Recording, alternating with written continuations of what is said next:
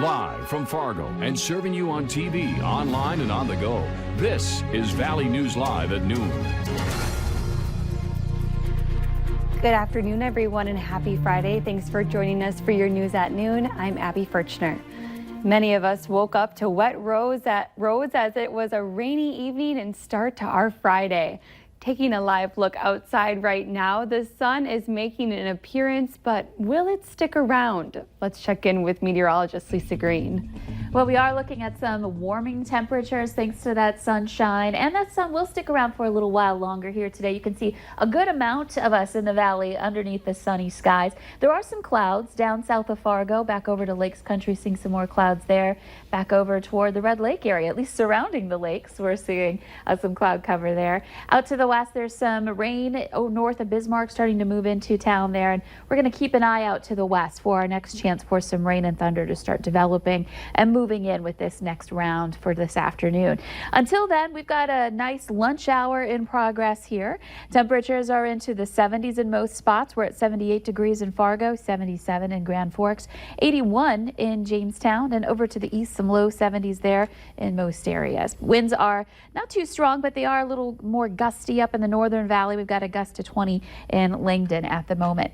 So checking out your hourly planner, we've got a few hours here of some quiet weather before those storms start to develop yet again into the afternoon. I would say late afternoon and early evening is when we'll start to see these initiate, and then they'll continue to develop and move their way through into tonight. So some stormy weather ahead. Some of these could be on the strong to severe side, so we'll talk about that and a look at the weekend ahead too coming up.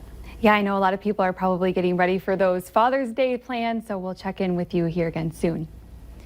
There was a scary situation at the Grand Forks Walmart that landed one man in jail.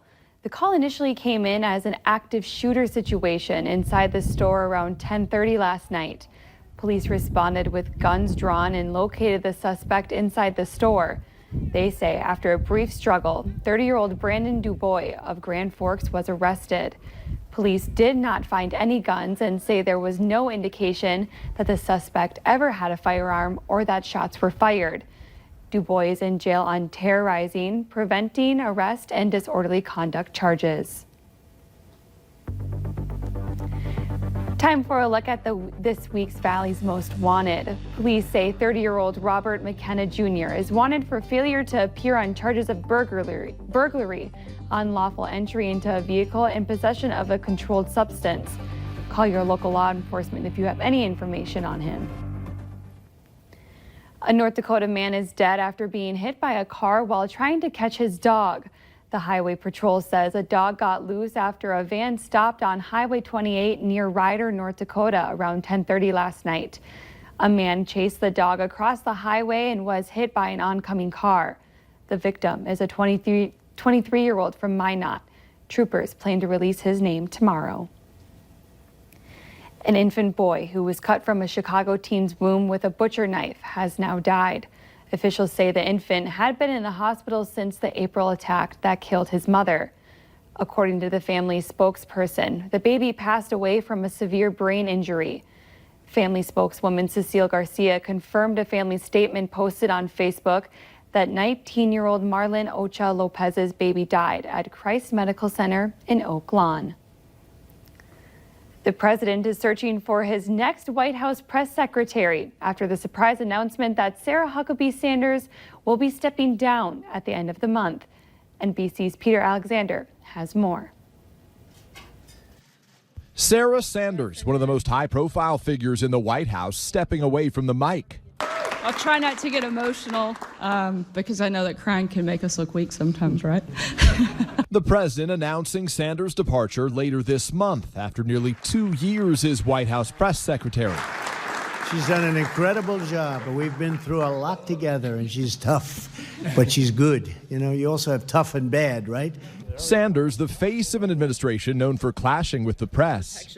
The media continues to ratchet up the verbal assault against the president and everyone in this administration. Notably coming under fire after she made this statement about the president firing former FBI Director James Comey. I've heard from countless members of the FBI that are grateful and thankful for the president's decision. Asked about that statement by Robert Mueller's team, Sanders said it was a, quote, slip of the tongue and that she had no evidence. What's next for Sanders? I'm a mom. I have 3 amazing kids, and I'm going to spend a little more time with them.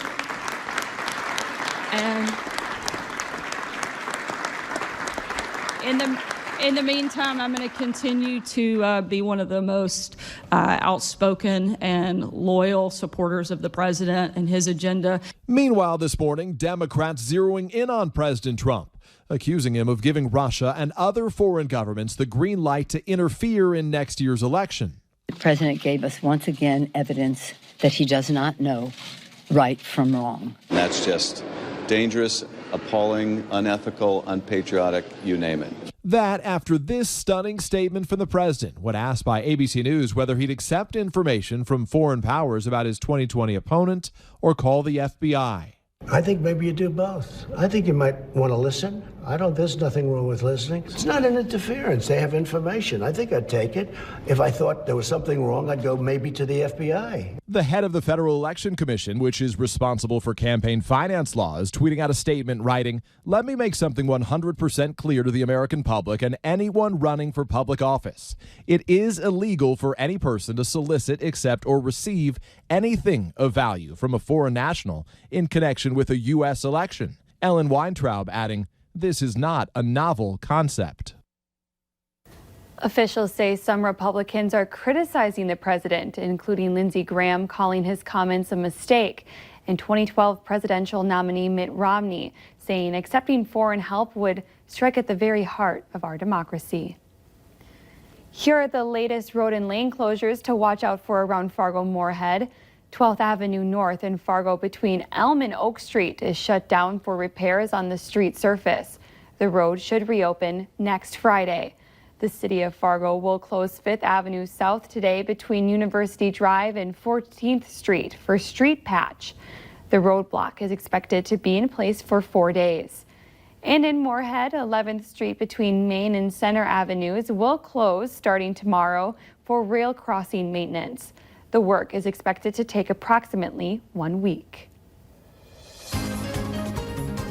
In our consumer news, it's National Flip-Flop Day, so put your best foot forward. Americans wear flip-flops just about anywhere from the beach and playground to the streets and even on the red carpet. To celebrate the smoothie store, Tropical Smoothie Cafe is treating its customers to a free 16-ounce Sunshine smoothie. All you have to do is wear your favorite pair of flip-flops to score the treat. No purchase is necessary. The offer runs from 2 to 7 p.m. today. You can find a link to their Fargo store locations by visiting our website and clicking on this story.